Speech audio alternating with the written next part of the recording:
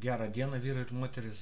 Šiandien noriu pateikti išskirtinį pranešimą dėl rytojaus dienos mums iškeltos čia bylos Kauno apylinkės teismo, Kauno rūmų civilinių bylų skyriaus teisėja Vida Gurkienė nagrinės bylą dėl skolos priteisimo, nuomos sutarties nutraukimo ir iškeldinimo iš gyvenamųjų patalpų. Teismas vyks rytoj Kauno apylinkės teisme 9:30, pusę 10 ryte.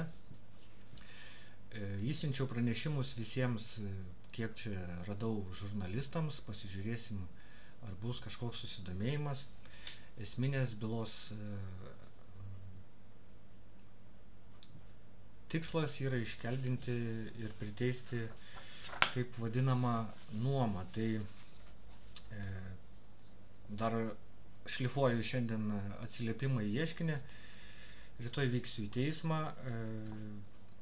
Nežiūrint tai, kad teismo procesas galėjo būti priimtas už akių, bet kadangi apie teismą sužinojom iš trečiųjų asmenų, tai yra iš Valstybės vaiko teisių apsaugos ir įvaikinimo tarnybos, sužinojom iš jų, kad mums byla iškelta, kad procesas vyksta, tai žodžiu, kreipėmės į teismą, klausėm, kodėl mūsų neinformavo, tai sakė, mūsų informavo, bet informavo per ten, kur mes neturim prieigos ir nesinaudojame, bet tai jau senai.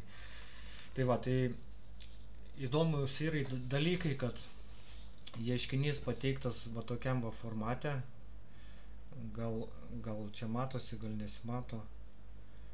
Ta prasme, formatas tai yra tame, kad atspausdintas be galinių čia tų visokių, ta prasme, Visvaldas Matijošaitį, D ir visokių tokių dalykų. Dokumentas neturi jokios tikrumo žymos, nėra niekuom pasirašytas.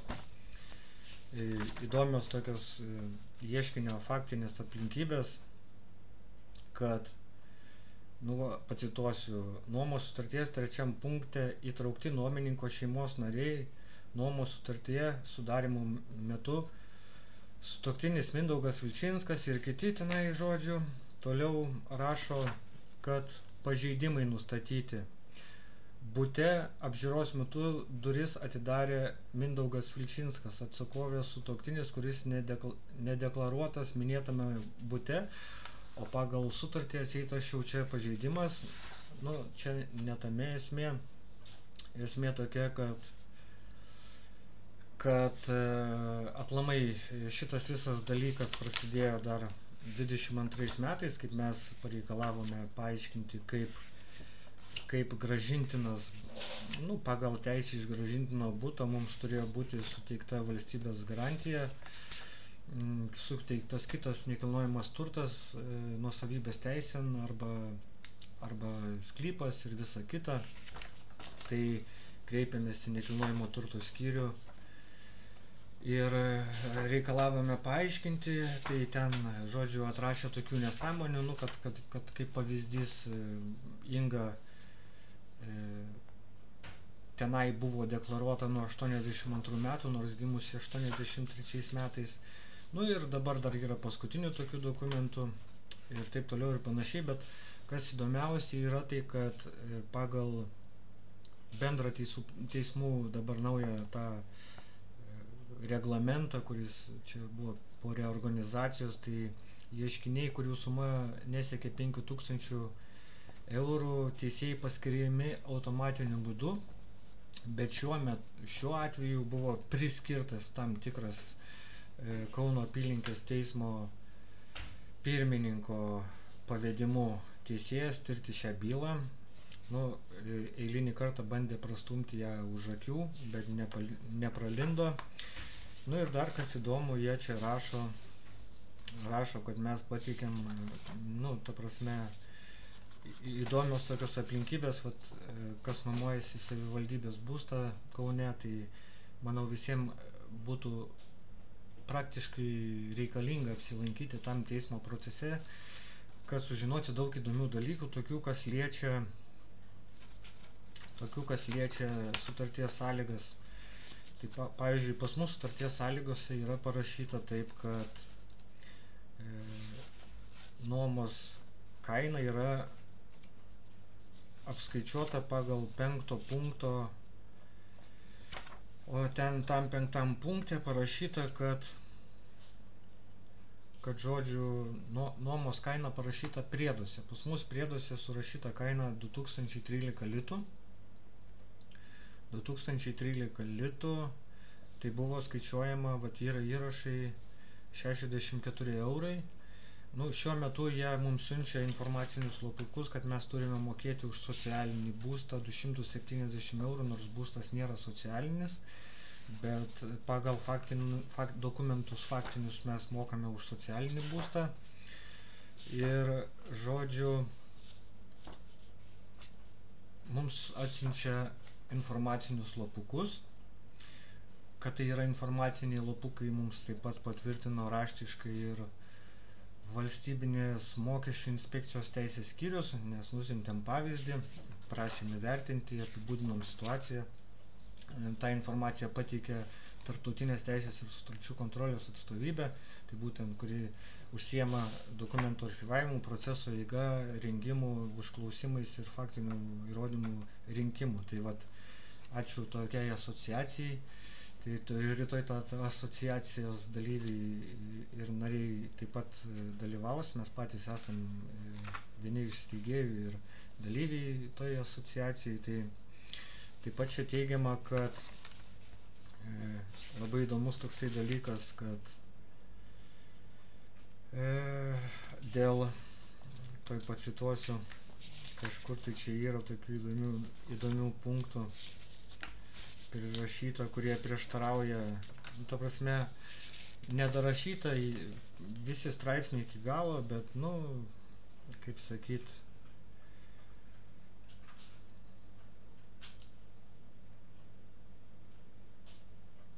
nu, žodžiu, jie čia laiko, kad iškeldinimas su mažamečiais vaikais neprieštarauja jokiems įstatymams ir čia nurodo, kad tai yra tipo netgi praktika, nors mano surinktais duomenimis, kuriuos vat, pateiksiu teisme būtent apie procesinius dokumentus čia ir visą kitą.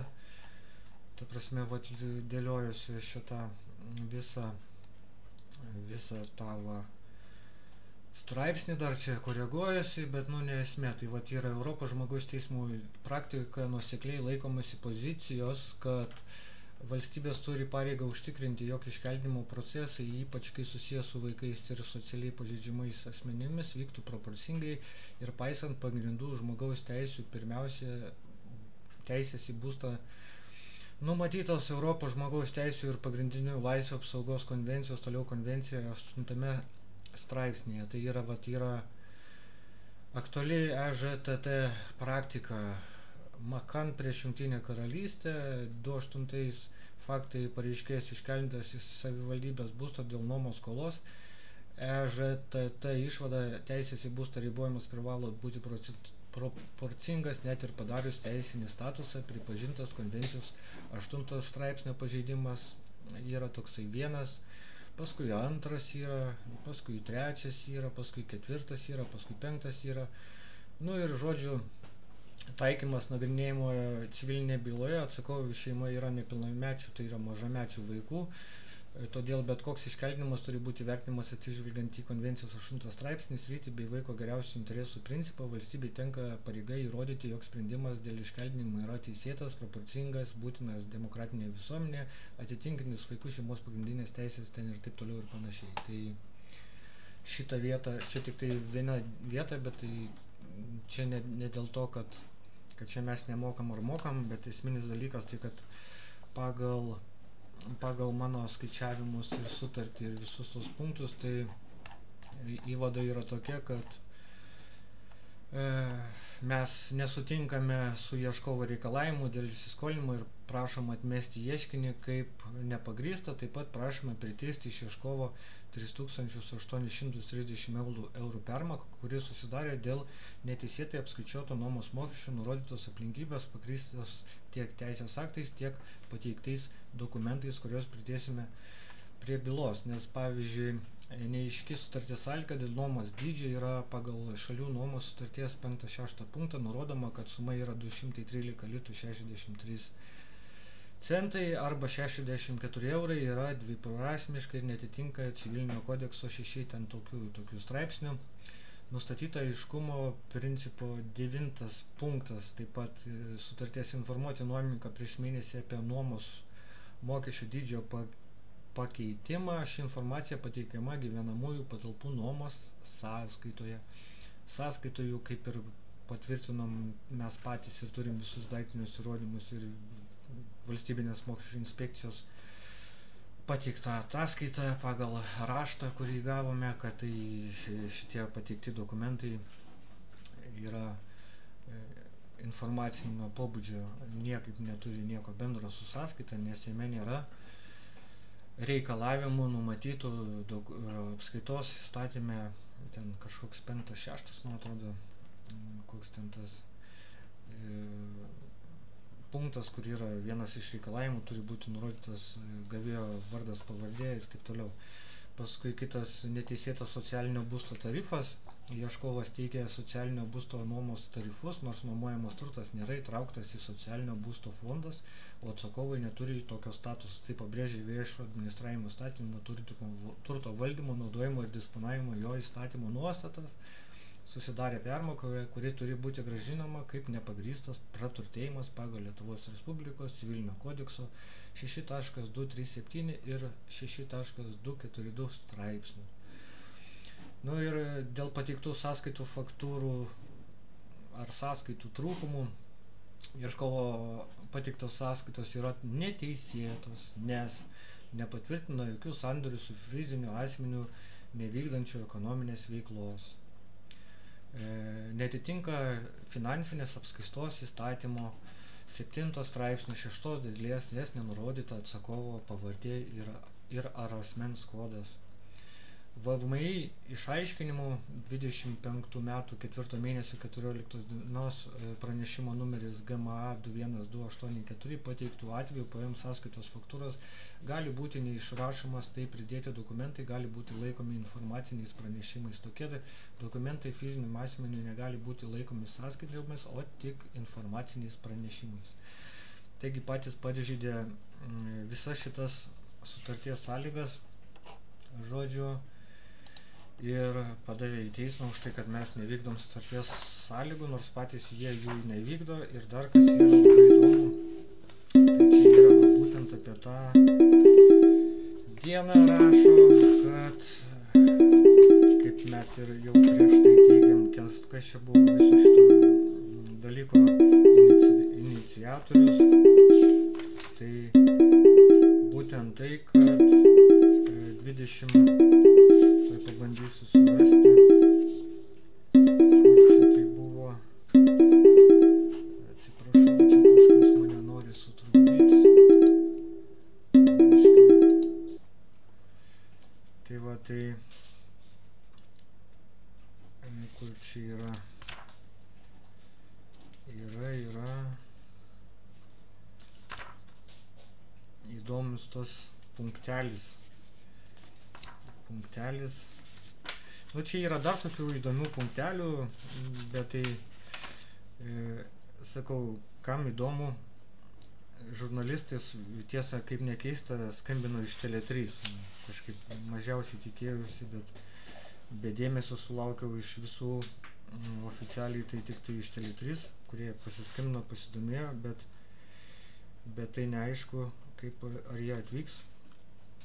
Tai žodžiu, buvo tokia esminis dalykas apie tai, kad noriu surasti būtent pacituoti tą faktą, kuris atspindi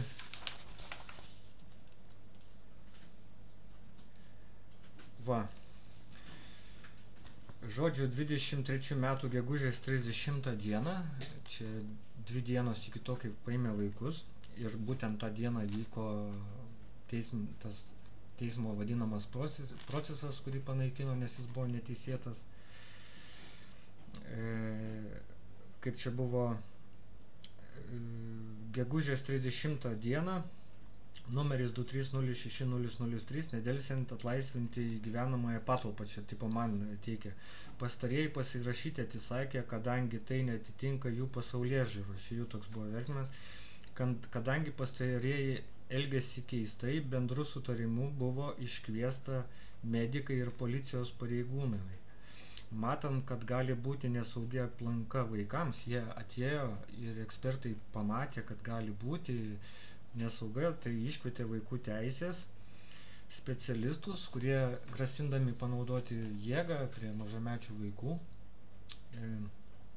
privertė mus vykti į Kauno klinikas ir ten apgaulės būdu bandė pakišti, pasirašyti man sutikimą alternatyviam gydymui bei sutikimą, kad vaikus prižiūrės priežiūros kažkoks skyrius. Tai toksai buvo dalykas. Ir yra dar čia daug tokių dalykų, čia tokių lempinių surašymų, ta prasme unikalaus daikto numeris, kuris atitinka šitam nekilnojamųjų turtui 1, iškeldinti prašo iškeldinti iš unikalaus daikto numeris kitas. Tai ne esmė, esmė tokia, kad rytoj bus tokia kaip ir akistata ir bus galima tiesiai iškviesti visus tos artistus ir tą cirką tenai